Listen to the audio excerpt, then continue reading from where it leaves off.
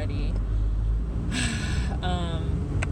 Because I was like, am I really in the mood to talk today? And then I started listening to the radio for like the first half of my commute, and I'm like, yeah, I'm in the mood to talk. Fuck this. So anyway, hello everybody. I had to get extra schmancy today because we have people from corporate coming to the office.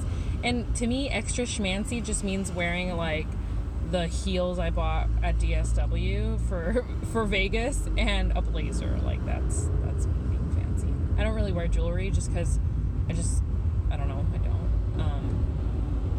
The only jewelry that I've gotten into the habit of wearing every day is my engagement ring, because like you have to, you know, like I forgot it a few times and I felt bad. Like it's not like I'm like I want to pretend I'm single. It's just I'm the kind of person that never really wears jewelry, so to remember to wear something every day is kind of hard.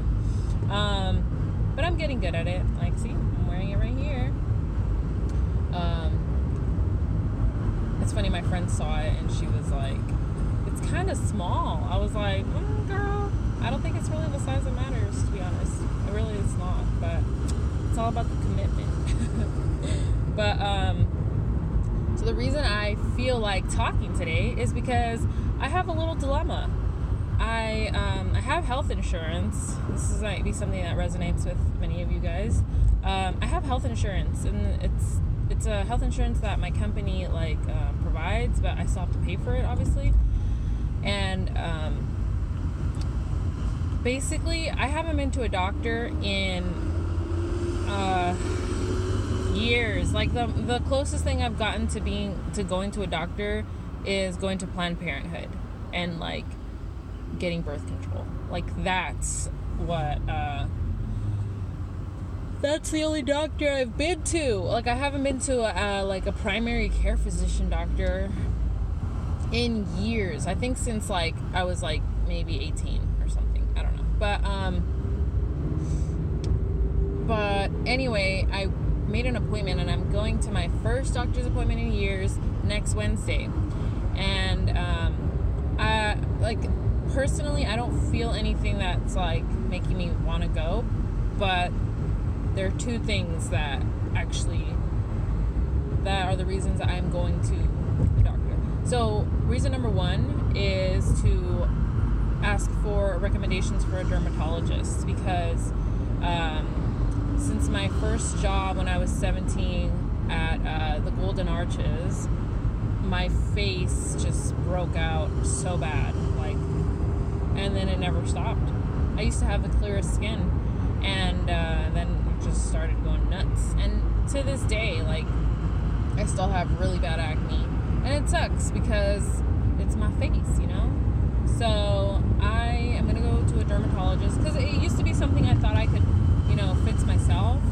You know, there's always those like Clearasil and Neutrogena commercials, and then there's Proactive, and you just think like, okay, let me just, and then I've tried cutting out certain things from my diet, you know, and no, nothing works. Like, and then people are like, oh, it's probably because you eat junk food, or it's probably because like you smoke, or it's probably because this. And I'm like, dude, at this point, like, it could be fucking anything. Like, I know people that smoke, I know people that eat junk food, and their face are just fine, you know? I know people that don't get enough sleep, and their face is fine. So it's definitely something that I'm not able to, it's like a riddle, so I need to see a dermatologist. And I hope that goes well. And then the other reason I have mustered the guts to visit a doctor is because I also need a recommendation for a podiatrist. So I have flat feet, the flattest in the world. My fiance's friends used to tell him that I walked like a duck in high school. Isn't that embarrassing? Like, oh yeah, your girlfriend walks like a duck. And then, because I don't realize it. I never realized I walk like a duck. Like, I never heard a quack. So it just sucks, because it's one of those things that like you don't realize it. Like I remember I would always hear people saying that, I guess, if you want to enlist in the army or certain things, or at least back in the day, I don't know if this still applies today, but like you couldn't if you had flat feet because of the long standing periods. And I think growing up, or like kind of being like in like my late teen years when I worked at McDonald's and then at an arcade, I kind of started to notice that I would get tired a lot faster than a lot of people. Like, I'd be like, oh, I need to sit down, my legs hurt, or my knees hurt, and people would be like, dude, like, we just got here, like, what? And, like, I think what really, really, really kind of made me realize that I need to pay attention to this now is that, so, when I was still living up north, my mom came to visit me for one last Shazam, you know, before I moved back, and we went to Alcatraz, and it was cool, you know, Alcatraz, the prison, the ex-prison, turned into a Native American refuge. So my mom went to visit me, and we took the tour. We took the guided tour. It was freaking badass. I highly recommend it if you're into that, like, history type stuff, especially because the the headphone guided tour, it's really, like, it's really entertaining. So anyway, we were doing that, and mind you, my mom is, like, in her 50s, you know, and she was doing just fine walking around, and I was so tired. Not tired like give me water tired, like, I was, like, my legs were in so much pain, and even my mom made that face, like, ooh, girl, like you gotta get that checked out. So, and I've seen videos for it, like, how flat feet affect your knees and your entire posture, and it's really bad. Like, basically, like, your knees are bound to knock into one another. Like, they're just, like, I'm not gonna do the hand motion now because I'm fucking driving, but it's like a little, like a triangle, like a tower. Like, your knees are just collapsing into one another, and it's so sad. Like,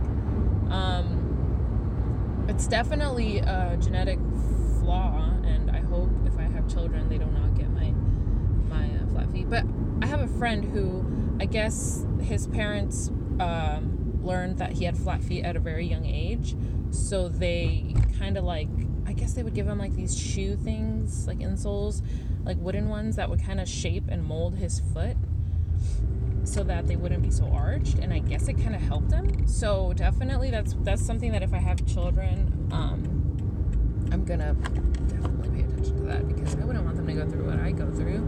Like, I have to sit, like, okay, for example, people in Southern California love Disneyland. Like, that's the thing to do. A lot of people have a SoCal annual pass.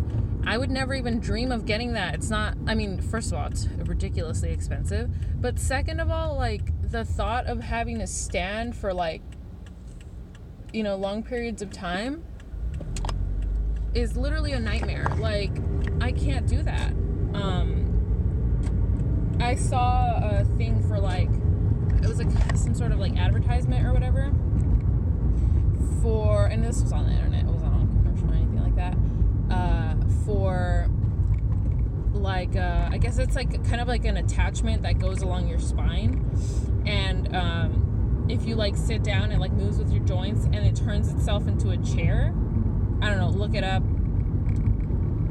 I wouldn't even know what to tell you guys to look it up as, but maybe some of you guys have seen it. And I literally, that whoever invented that must have flat feet, because that is fucking genius. I mean, if it works, you know. So anyway, when I go to the doctor, the really depressing thing, and this is something all Americans can probably relate to, unless you're, like, related to Trump, good for you, but I have to choose one or the other. Like, I simply cannot afford to do both. Like, when I talk to the doctor and I say, hey, I want a dermatologist and a podiatrist recommendation, ultimately I will have to choose one or the other. And I mean, obviously I'll go to both eventually, but for now, for, like, the next 4 or 5 months, I really can only afford to go to one. And I don't know what's more important, my face, because it is my skin, you know, or my feet. And it sucks, because I really don't know which one to choose. So maybe, oh shit, maybe you guys can help me. Like, sorry, my phone's, like, slamming forward. Yeah, maybe you guys can help me. Like, should I go to the dermatologist first, or should I go to the podiatrist first? So yeah, if you guys are watching this,